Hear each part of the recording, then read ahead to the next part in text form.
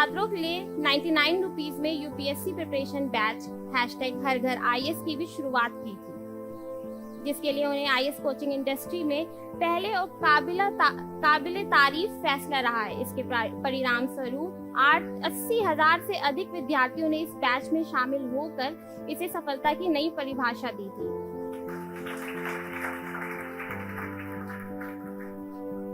ओजांग sir का बच्चों को शिक्षित करने का ये उद्देश्य और जुनून उन्हें यूपीएससी के इस मैदान में अपने विद्यार्थियों के बीच सबसे चहीता और लोकप्रिय शिक्षक तो बनाता है।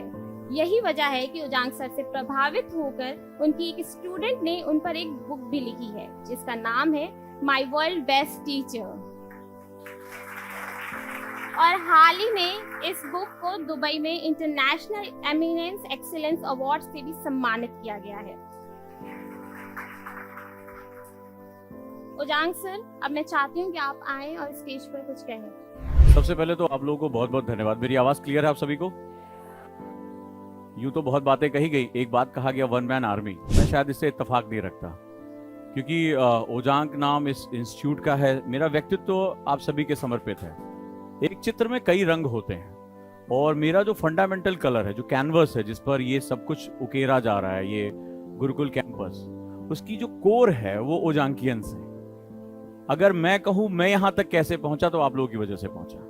वो प्रश्न, वो चेहरे पे ढेर सारी चीजें, वो तनाव, वो डर, वो खौफ, वो घबराहट, गुस्सा, खुशी, ये एक्चुअली में सबसे बड़ा लर्निंग पॉइंट रहा है। और बहुत साल पहले मैंने आप लोगों के साथ अपने आप को जोड़ दिया। वो कहते हैं ना कि एक गुरु जो होता है वो अपने स्टूडेंट की आंखों से सपने देखता है, तो वो जो आपके सपने रहे हैं वो मैंने अपना लिया। जो आपका डर रहा उसको अपना लिया, जो आपकी घबराहट रही, आपके चैलेंजेस रहे, चुनौतियां रही, उसको जीना शुरू कर दिया। और जीते जीते जीते जीते कब ओजांकियन और ओजांक एक हो गए पता ही नहीं चला। और हर दिन जब आपके सामने कोई चुनौती आती है तो जितना आप परेशान रहते हो शायद उसका कई गुना मुझे वो परेशानी महसूस होती है। और मेरे पास पीछे मुड़ के देखने के लिए एक्चुअली मैं कुछ नहीं, मुझे नहीं पता मैंने कब शुरू किया, कितना समय बीत गया। हफ्ते में 7 दिन होते हैं, लेकिन आज कौन सा दिन है मुझे याद दिलाया जाता है कि हाँ आज ये है। अच्छा, आज संडे क्या होता है ये नहीं पता चला। उसका पीछे सबसे बड़ा, लोग कहते हैं कि बहुत बहुत बड़ा एक सोर्स ऑफ एनर्जी है, क्योंकि अकेले आदमी की एनर्जी खत्म हो सकती है, इतने लोग की एनर्जी नहीं खत्म हो सकती है। तो हर दिन जब आप बड़ी उम्मीदों के साथ यहाँ आते हैं तो उन उम्मीदों को पूरा करने का जो एक उत्तरदायित्व तो होता है उसमें बड़ी ऊर्जा होती है।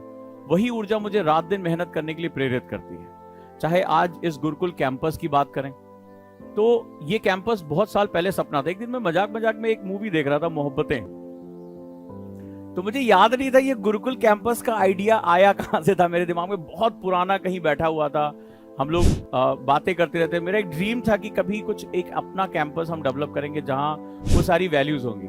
तो वो मूवी चल रही थी, तो उसमें वो शंकर जी, जो अमिताभ बच्चन साहब का रोल था, परंपरा, प्रतिष्ठा और अनुशासन, मुझे लगा कि शायद वो चीजें लोग मोहब्बतें वाले शाहरुख खान याद रखते हैं कि ऐसी तैसी कर दी उसकी, बट मेरे लिए वो जो 3 वर्ड इंपॉर्टेंट है, परंपरा, प्रतिष्ठा और अनुशासन, वो वाकई में जिंदगी का कोर है। एक्चुअली में जिंदगी का कोर है। परंपरा का मतलब होता है किसी मूल्य को लगातार कैरी फॉरवर्ड करते रहना। प्रतिष्ठा का मतलब होता है इंसान अपने कैरेक्टरिस्टिक के साथ यहाँ आता है। हम इंडिविजुअल एक बहुत पावरफुल कैरेक्टरिस्टिक है, और कहते हैं कि किसी विद्वान ने कहा कि इंसान का धन चला जाए वापस लौट आता है, इंसान का स्वास्थ्य चला जाए मुश्किल से आ जाता है, बट एक बार उसकी प्रतिष्ठा चली जाए तो वापस लौटना नामुमकिन होती है। तो कहते हैं कि पूरी जिंदगी हम एक ही चीज के लिए काम करते हैं, वो प्रतिष्ठा होती है, और वही सबसे हैवी चीज होती है जिसको हमें कैरी करना पड़े। और अनुशासन, गुरुकुल का जो कोर है वो क्या है? डिसिप्लिन, अनुशासन। अनुशासन सुना तो हम लोगों ने कई बार होगा। अनुशासन का मतलब होता है अपने सपने के लिए जो एक्ट किया जाना है वो इतनी बार किया जाए, इतनी बार किया जाए कि वो हैबिट हो जाए। अनुशासन कोई सीखने वाली चीज नहीं है, अनुशासन करने वाली चीज है। यानी अगर जैसे हम गुरुकुल में एक नियत समय पे आते हैं, हम एक रिचुअल फॉलो करते हैं, हम एक चीज करते हैं, आपको पसंद आए ना आए, तो गुरुकुल क्या है? एक एनवायरमेंट है ऐसा जहां आपको ये करना पड़ेगा। और जैसा मैंने पहले भी कहा था कि हमारे बिहेवियर में इनर्शिया होता ही होता है। हम किसी चीज को, हम बदलाव को पसंद करना नहीं चाहते हैं, तो बदलाव के लिए हमें जब काम करना होता है तो हमें एक्सटर्नल फोर्स की जरूरत पड़ती है। और मैं जहां तक समझ पाता हूं कि आप लोग, मेरी पूरी टीम के साथ, इतनी जबरदस्त टीम है, आप लोगों के लिए इतना डेडिकेशन के साथ जुड़ी हुई है, तो ये सभी को बहुत बहुत आभार। जो सपना मैंने देखा था उस सपने को पूरा करने में सबका बहुत योगदान है। यहाँ जितने भी लोग बैठे हुए हैं, जो मेरी पूरी टीम है, मेरी पूरी फैकल्टी टीम है, सबने अपना 100% दिया। अगर ये बैक हैंड सपोर्ट मुझे नहीं करते तो मैं आज फ्रंट एंड लड़ाई नहीं लड़ सकता था। तो सभी के लिए एक जोरदार तालियां हो जाएं। मेरे उजांकियंस के लिए तालियां हो जाएं, क्योंकि कई बार होता है कि उनकी आंखों में देखता हूं तो एक उम्मीद जगती है कि अच्छा मुझे ये भी करना है, क्योंकि आदमी परफेक्ट होना चाहता है और आपकी आंखों में मेरे लिए इनपरफेक्शन है। और मेरे जो सीखने का जो तरीका है वो इनपरफेक्शन है कि आप कितना इनपरफेक्ट मुझे मानते हैं। उजांग सर ने अभी ये नहीं किया, उजांग सर अभी ये नहीं मिला, अभी ये नहीं हुआ।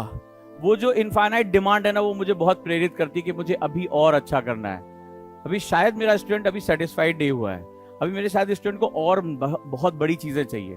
तो मुझे हमेशा एक एहसास होता है कि मैं इम्परफेक्ट हूं, मैं अभी पूर्ण नहीं हुआ हूं, और मुझे इसी चक्कर में बहुत सीखना पड़ता है। जब वो मुझसे कहता है मुझे डर लग रहा है, जब वो मुझसे कहता है कि नहीं एग्जाम मेरा निकलेगा कि नहीं निकलेगा। अभी कल एक स्टूडेंट से बात की, उसने कहा कि सर सब कुछ पढ़ने में ठीक ठाक है, लेकिन मैं सोचता हूँ कि कहीं मैं गलत तो नहीं कर रहा हूँ यूपीएससी की तैयारी करके।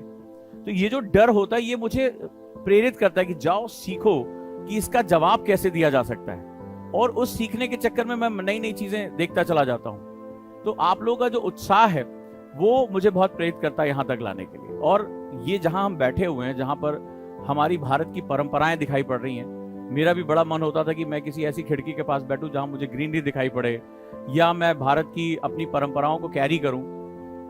तो अगर ये साझा सपना है, ये केवल मेरा नहीं है, ये साझा सपना है, ये शेयर ड्रीम है। और मुझे लिटरली बताओ कि क्या परिवर्तन हो रहे हैं? आवाज मैं तो सबको पता है, मैं ऊंचा सुनता हूं, मैं ऊंचा सुनता हूं। सचमुच परिवर्तन हो रहा है गुरुकुल में आने के